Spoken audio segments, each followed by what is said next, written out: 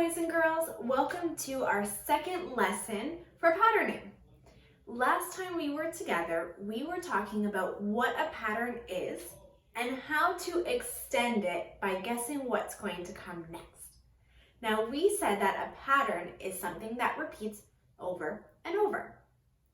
Now last time, all the patterns we made were using shapes, very similar to my pattern that I have at the top.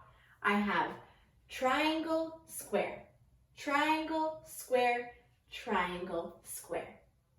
Now we can make all kinds of different patterns if we change something called an attribute. Now that's a really big word just to say of what we're using to make the pattern. The patterns that we made last time were using only shapes. Shapes are what we're changing. Now I have different patterns here that are using all different attributes. So our first pattern, like I said, was using shapes.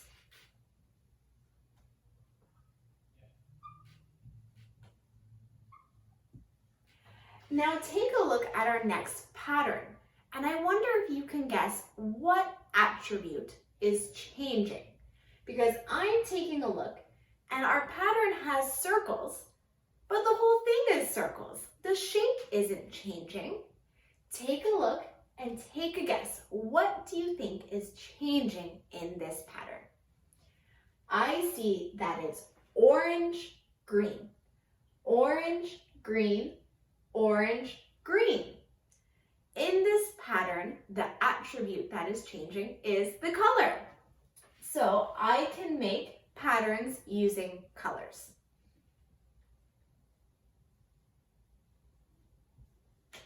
Okay, so our next one, let's see what's changing. The shape in this pattern are flowers, but every single one is a flower. It's not color that's being changed because all the flowers are pink. So do you have a guess about what attribute is changing in this pattern? Let's take a look and see. Small, big, small, big, small, big. In this pattern, the attribute that is changing is the size. The flowers are all pink. They're all flowers, but they're going from small to big. We can make patterns by changing the size of something. So we can make patterns with size. Okay. Our next one isn't shapes. It's more than triangles and squares and circles.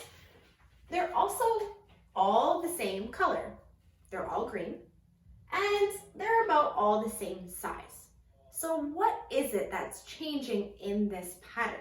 Let's take a look. I have a house, tree, house, tree, house, tree. What's changing in this pattern is the picture or the object. I can make a pattern with pictures.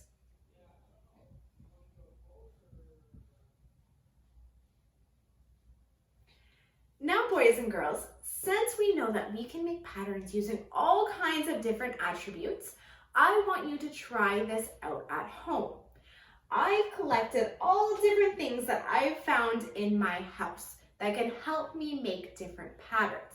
So I have some markers here that I can use to make a pattern with colors.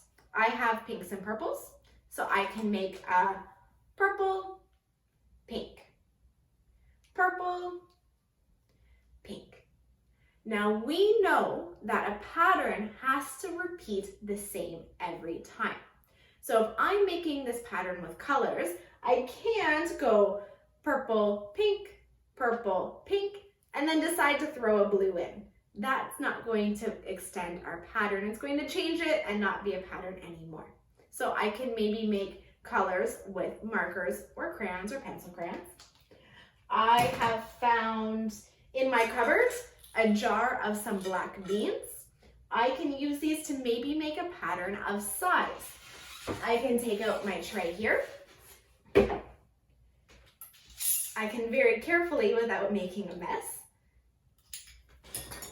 make a pattern with the sizes of my bean piles.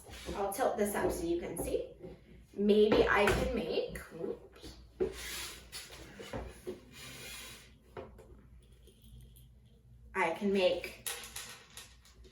a big pile, little pile. Big pile, little pile. Be creative with what you can find at home to use. Make sure you don't make too big of a mess. Another idea I have for pictures or objects, I can change the object that I'm using. So I found some pens and paintbrushes here. I can make a pattern by changing the object that I'm using. So let's take a look here. I can open up my pens and grab my paintbrushes. And don't be worried about changing up what your pattern is as well. You can be creative. Instead of saying pen, paintbrush, pen, paintbrush, maybe I can change it up and do pen, pen, paintbrush, pen, pen, paintbrush, pen, pen, paintbrush.